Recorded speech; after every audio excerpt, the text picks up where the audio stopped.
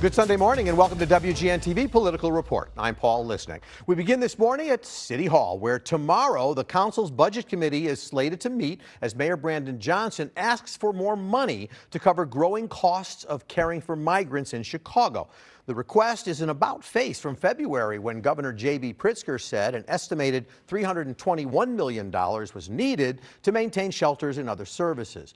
The state plans to pitch in $182 million, the county another $70 million. And back then, Mayor Johnson sidestepped questions on whether the city would help fill the remaining gap. His budget had already allocated $150 million to the migrant mission. But Johnson has spent the last few days briefing aldermen on his plan to move an additional $70 million towards the cause.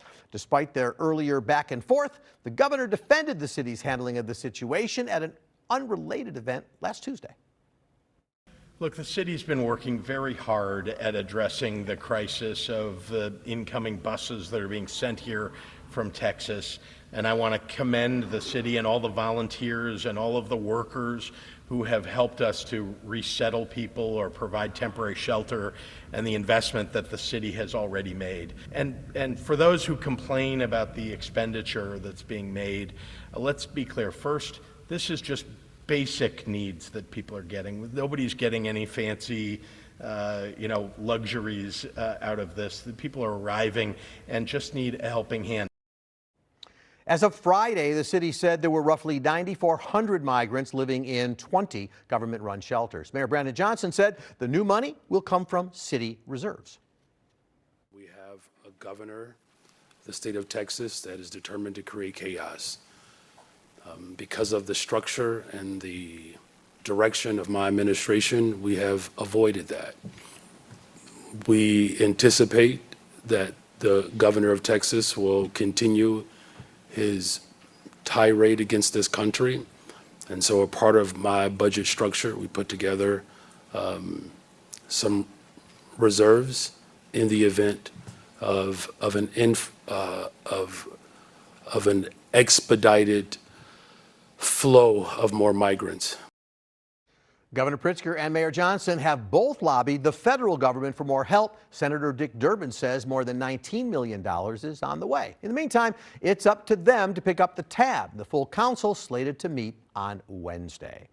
Alderman Jason Ervin represents the 28th Ward that covers parts of the West Loop, Little Italy, Austin, Garfield Park, and more. He's also chair of the council's Budget and Government Operations Committee. That makes you important, Alderman. Good to see you this morning. Thank you for having me. Well, let me just step back, because while the mayor, who seems to have undergone a change of heart about this $70 million in funding, it's been reported he's meeting behind closed doors with older people. Have you met with him behind closed doors? Can you share that meeting with us? No, we've met with members of council to talk about what the status of everything is right now, what the program is being offered by the county and by the state, and what our specific need is to help fill in the gap, which is the $70 million request that is forthcoming to council on tomorrow. So did you meet him individually with him? I've had conversations with him about this. I've also met with the budget director, as well as a whole cast of individuals in city government that are explaining to members of council everything that's going into this. So as you know, the first $150 million that the city budgeted for all of this, the mayor seemed to acknowledge it wasn't going to be enough, but he hesitated to push for additional funds even as late as last week. So budget chair, can you walk us through how this process went, and was it bad planning? No, it wasn't bad planning. It was basically saying that, hey, this is where we are, this is what we believe we can do, and that we need some help. And ultimately, there was not a response, and then there is now a response. I mean, we're putting in $150 million on a $600 million operation. So we did receive the assistance that we needed from both our federal, state, and county partners in doing this. That number initially in that budget was going to be $200 million, wasn't it? And then Mayor cut back on 50. And the number was higher, but again, when we start looking at everything that goes into this, and the fact that we're trying to hold the line on property taxes and other revenue increases, it was the appropriate amount at the time, and it was a signal to say, hey, we're willing to participate, but we need some help from the state, the feds, and our county partners in order to make this happen.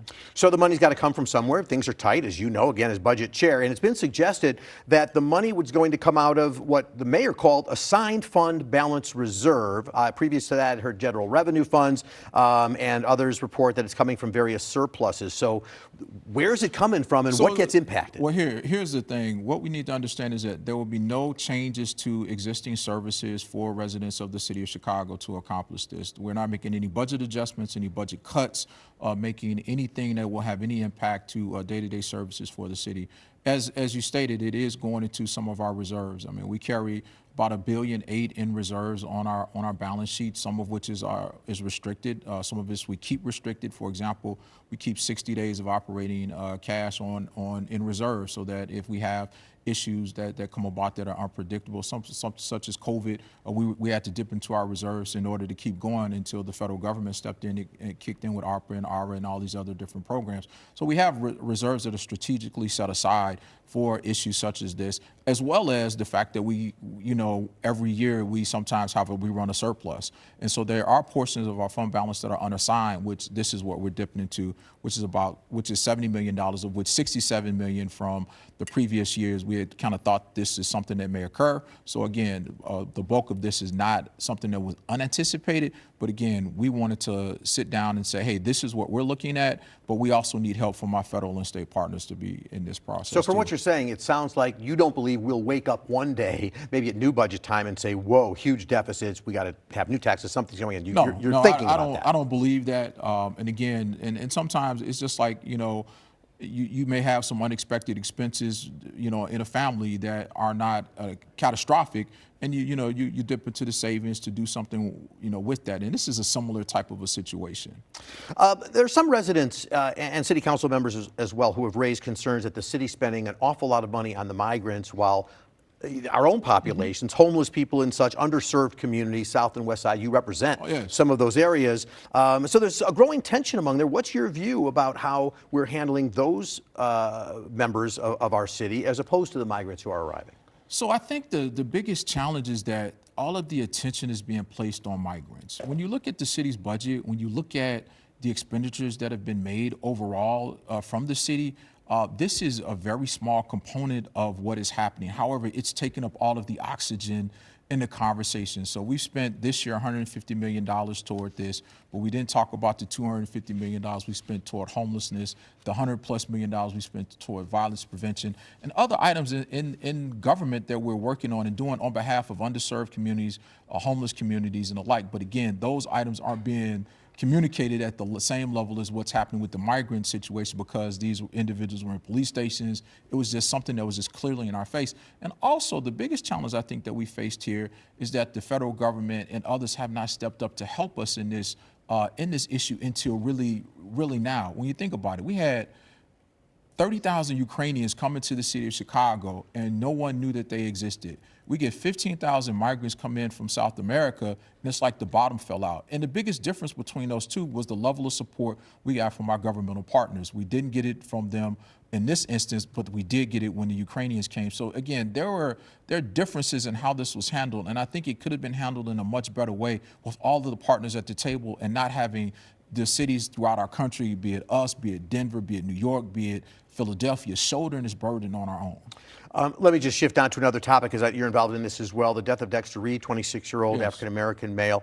Video released this week showing that officers fired 96 times, killing that young man. And it's also reported that he fired first.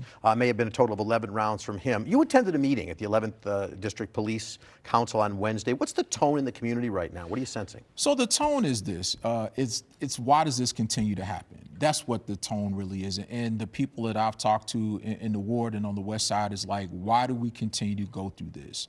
Why was this gentleman even pulled over? The narrative in some respects may not necessarily line up to what people are seeing. You talk about a seatbelt violation. Well, the guy has tinted windows. How did you know this? So there's a lot of questions. And again, I am 100% for the transparency, but unfortunately, transparency without accountability ultimately adds insult to injury. And this is what people are starting to talk about and feel as if, all right, we see what happened, but what's going to happen? The fact that officers haven't been interviewed, the fact that all of these things that are just to put a video out, and I'm a little in some way, disappointed in what COPA's actions have been thus far, because again, there's certain things that should have been done, I believe, before that video was released, so that there's a clear path to how we're going to deal with this situation, how we're not going to allow it to happen again, and what we can do to help communities heal behind it. Well, as you know, there's a desire to sort of mend community relations with police. In this situation, police have said Reed was non-compliant. ACLU speaks out and says, look, the CPD is disproportionately targeting blacks and Latino drivers for traffic stops. There's the big picture and there's the individual incident. And quite frankly, we have to understand, everybody wants sound constitutional policing. We don't need, the 1990s versions of the Jump Out Boys coming back to communities on the south and west sides of Chicago. But again, we want sound constitutional policing that focuses on individuals who are actually involved in committing crime. And that's where the challenge comes. Now, granted, everybody's background is not going to be the best. And it's ironic that we delve into the background of an individual when we're supposed to be looking at the situation on its face. What was happening at that particular point in time that was the cause the officers to do A, B, C, and D.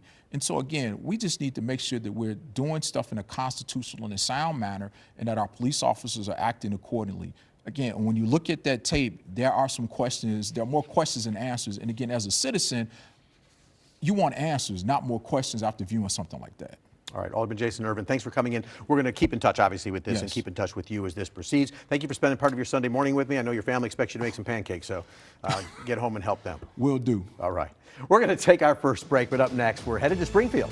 Two Chicago teams get more pushback from the State House as they look for help building their new homes. Plus, the case before the Supreme Court tomorrow that could change former House Speaker Mike Madigan's corruption trial. Stay with us.